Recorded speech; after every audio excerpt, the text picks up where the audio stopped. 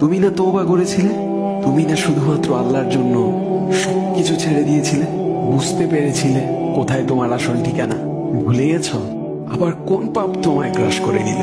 তুমি তো সেই যে নিজের পাপের প্রতি অনুতপ্ত হয়ে সিজদায় পড়ে অঝরে কেঁদেছিলে। তাহলে আবার কেন দুনিয়ার ধোকায় পড়ে গেলে? কেন ভুলে গেলে কোথায় তোমার আসল গন্তব্য? তুমি কি হার মেনে নিয়েছো নফসের কাছে? তুমি এত দুর্বল, ভুলে গেছো তুমি কার বান্দা? কে তোমার রব? তোমার রব তো সর্বশক্তিমান। সর্বশক্তিমানের বান্দা আবার কখনো দুর্বল হয় নাকি? মৃত্যু পর্যন্ত লড়ে যাও তুমি। শয়তানকে দেখিয়ে দাও তোমার ইমানের পাওয়ার।